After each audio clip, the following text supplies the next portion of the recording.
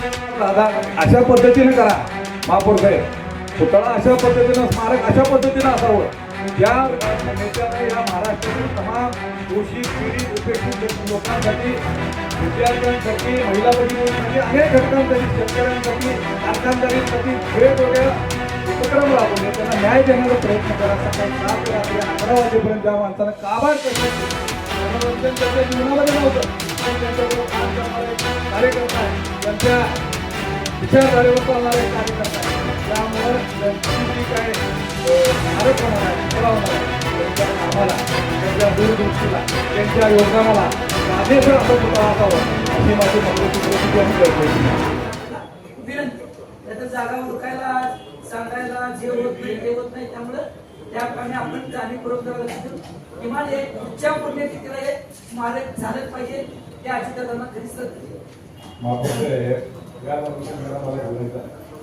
खरं तर अजितदादांच्या जाण्यानं 28 जानेवारीला ज्या महाराष्ट्रावर शोककळा पसरली, या राज्यामध्ये असा लोकनेता झाला नाही की कोण होणार नाही अशा पद्धतीची प्रतिक्रिया जनमानसांमधून अख्ख्या महाराष्ट्रामध्ये गेली.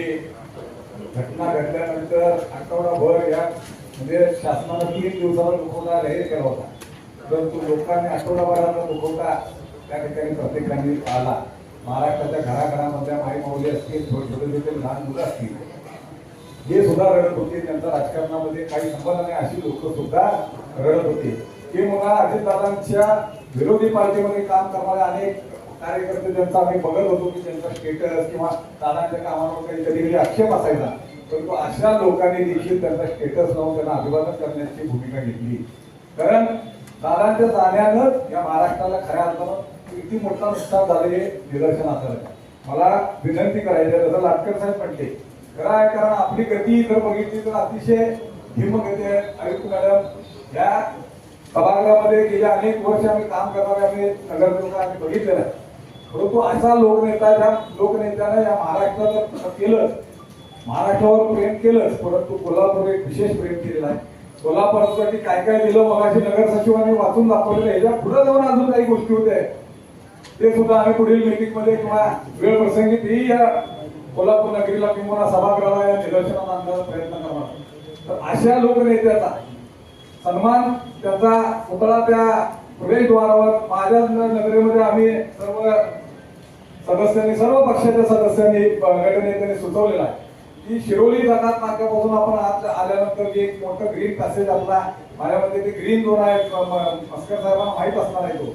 त्याच्यामध्ये जर का आपल्याला जागा निश्चित करून, कारण तो दर्शनी बाजू आहे, या कोल्हापूरचा मुख्य प्रवेशद्वार होणार आहे. फक्त एक विनंती राहील, जर बास्केट ब्रिज होणार असेल तर त्या बास्केट ब्रिजला सुरू होताना किंवा बास्केट ब्रिज जसं संपतो त्या ठिकाणी दादांचा पुतळा असावा, जेणेकरून महाराष्ट्रातून आलेल्या प्रत्येक व्यक्ती दादांना अभिवादन करू शकू.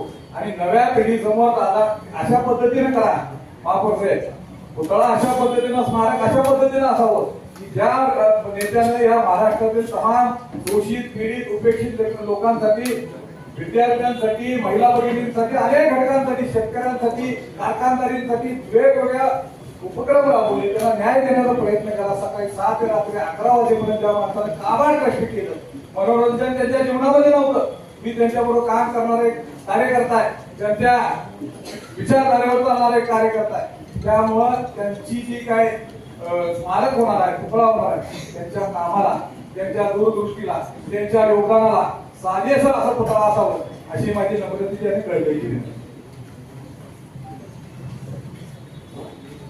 महापौर साहेब, कमिशनर महोदय, तर आता लाटकर साहेबांनी सांगितलं आणि आदिलबाईंनी सांगितलं, खरं तर अर्जंट आता जे काय तुम्ही रोजचा महापौर आपल्या जागा आहे तसं पहिला महापौरांच्या हस्ते हेच काम होते.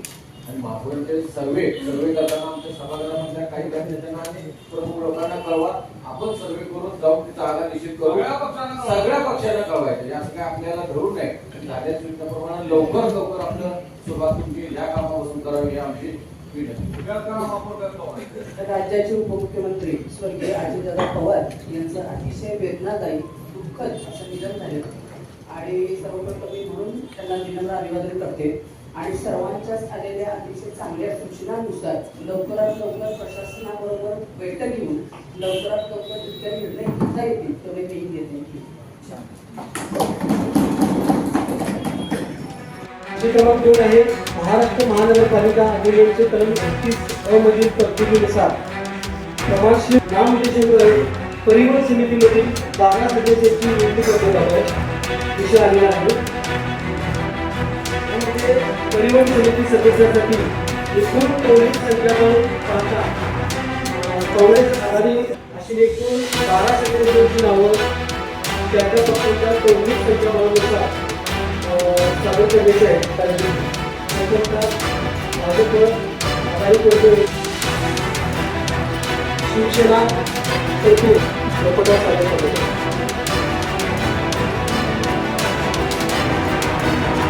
राष्ट्रवादी काँग्रेस